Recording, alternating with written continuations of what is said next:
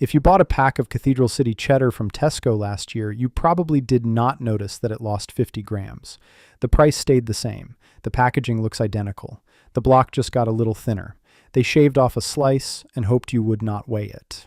That is not an accident. That is a corporate strategy with a name. They call it shrinkflation. And once you understand how it works, you will never walk through a supermarket the same way again. Because this is not about one block of cheese. This is about a systematic, industry-wide program to take more of your money while giving you less product, and the mathematical trick they use to make sure you never catch them doing it.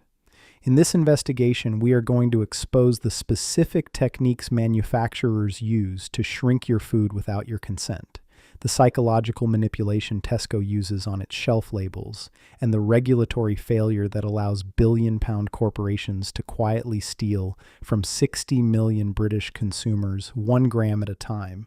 To understand shrinkflation, you have to understand why they do not simply raise the price. The answer is behavioral psychology. Decades of consumer research have proven one brutal fact. Shoppers notice price increases instantly, but they almost never notice quantity decreases. If Tesco puts a jar of Nescafe on the shelf for £3 one week and £3.30 the next week, you feel it. Your brain registers the number change. You hesitate. You might switch to the store brand. You might skip the coffee entirely. That is a lost sale. But if the jar stays at £3 and the contents quietly drop from 200 grams to 180 grams, your brain does not react. The number on the price tag has not changed. The jar looks the same shape because the manufacturer redesigned the base with a deeper concave indent that steals volume from the bottom where you cannot see it. You pick it up, you pay the same money, and you go home with 10% less coffee. You have just received a hidden price increase of more than 11%, and your brain never registered the transaction. That is the engine of shrinkflation. It is a stealth tax on people who do not carry kitchen scales to the supermarket. The first technique is the one we just described, the silent weight reduction. This is the most common and the most brazen. A manufacturer reduces the net weight printed on the front of the pack by 5, 10, or 15%. They are legally required to print the new weight on the packaging, and they do, in the smallest legally permitted font, in a color that barely contrasts with the background, tucked into the bottom corner next to the barcode where no human being has ever voluntarily looked, while holding a screaming toddler in the biscuit aisle. The product sits on the same shelf, in the same slot, at the same price point. The only evidence of the crime is a number that went from 250 grams to 220 grams in 6-point gray text on a gray background. They are technically compliant. They are morally bankrupt. The second technique is more sophisticated. It is called the dimensional illusion. This is when the manufacturer redesigns the packaging to maintain the visual size while reducing the actual contents. You see this constantly with crisps. The bag looks identical. Same height, same width, same glossy photograph of a crisp with an impossibly perfect ripple. But inside, the ratio of air to crisp has shifted dramatically. They pump more nitrogen into the bag to keep it inflated and looking full on the shelf, while removing 15% of the actual product. You are paying full price for a bag of flavored air. They are not selling you crisps. They are selling you packaging. The same trick works with cereal boxes. The box stays the same height on the shelf because height is what your eye measures when scanning a row of products. But the depth of the box shrinks by a centimeter.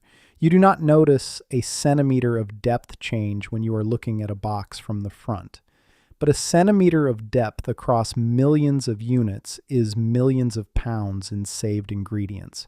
They are engineering the geometry of the box to exploit the limitations of human vision. The third technique is the recipe reformulation. This one is nearly invisible because it does not change the weight or the packaging at all. Instead, they change what is inside. A frozen lasagna that once contained 18% beef now contains 12% beef and 6% water, bulking starch, and soy protein.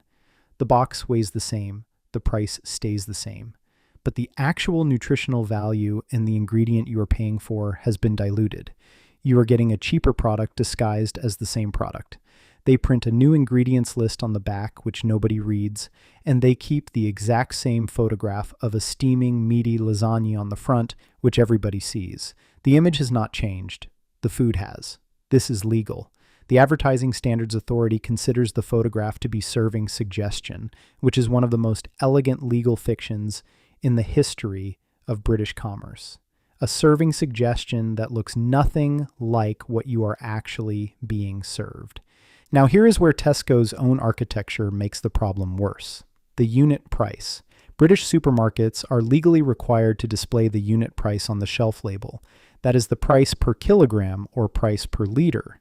In theory, this is your weapon against shrinkflation. If a product shrinks, but the price stays the same, the unit price goes up, and you should be able to spot the deception instantly.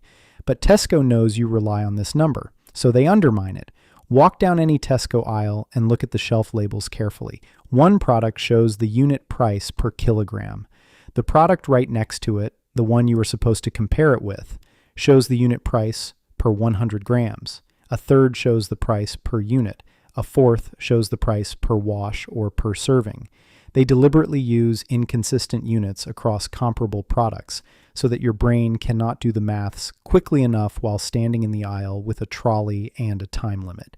They have taken the one tool that was designed to protect you and turned it into a puzzle that requires a calculator and a degree in dimensional analysis to solve. This is not an oversight. This is information architecture designed to prevent comparison. The fourth technique is the count reduction. This is what they do with biscuits, tea bags, and multi-packs. A packet of McVitie's digestives quietly drops from 16 biscuits to 14. The packet looks the same because each biscuit is positioned with slightly more spacing inside the tray. A box of PG Tips drops from 240 bags to 220.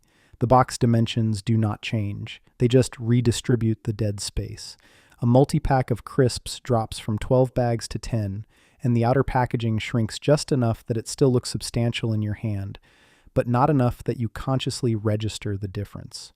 This technique is particularly cruel because it targets habitual shoppers. You have been buying the same biscuits for 15 years. You reach for the same packet in the same spot on the same shelf. You do not count the biscuits. Why would you? You trust the product, and they exploit that trust every single time. The fifth technique is the seasonal reset. This is the most cynical strategy of all. A manufacturer shrinks the product by 10% in January. Consumers eventually notice. There is a brief outrage cycle on social media. People post comparison photos. A tabloid runs a short article. Then the noise dies down. 6 months later, the manufacturer releases a limited edition version. New packaging, a seasonal flavor, a special recipe. This limited edition product is priced higher per gram than even the shrunken original, but because it is framed as something new and exciting, consumers do not compare it to the old product. They evaluate it as a fresh purchase. The baseline has been permanently reset. The original full-size product is gone from memory. The shrunken version is now normal, and the limited edition trains you to accept even higher prices per gram as a premium experience. They are using your own short-term memory against you. The Office for National Statistics started officially tracking shrinkflation in the United Kingdom in 2023. They found that hundreds of products had shrunk over a 5-year period across every major supermarket chain. But the ONS tracks it after the fact. There is no regulation that requires a manufacturer to notify you when a product shrinks. There is no rule that says the shelf label must flag a recent weight change. There is no warning sticker. There is nothing. The manufacturer simply prints a new, smaller number on the packet in tiny text and waits for you not to notice. In France, they passed a law requiring supermarkets to place a visible notice on products that have recently shrunk in size while maintaining or increasing their price. A physical label on the shelf that tells the consumer this product has gotten smaller. That law does not exist in Britain. The UK government looked at the same consumer crisis and decided that the free market would sort it out. The free market is not sorting it out. The free market is pumping more air into your crisp packet and hoping you do not squeeze it. Here's the verdict. Shrinkflation is not inflation. Inflation is visible. It appears on the price tag. You can measure it. You can plan around it. Shrinkflation is invisible. It is designed to be invisible. It is an engineered deception that exploits the gap between what your eyes see and what your kitchen scales would reveal. The only defense is to stop trusting the front of the packet and start reading the back.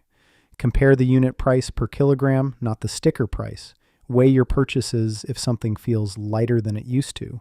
And the next time you open a packet of biscuits and the tray looks a little more spacious than you remember, trust your instinct. You are not imagining it. They took your biscuits. They just hoped you would be too polite to mention it. If you want to know which Tesco own brand products have secretly changed their recipes to use cheaper ingredients, watch the next one.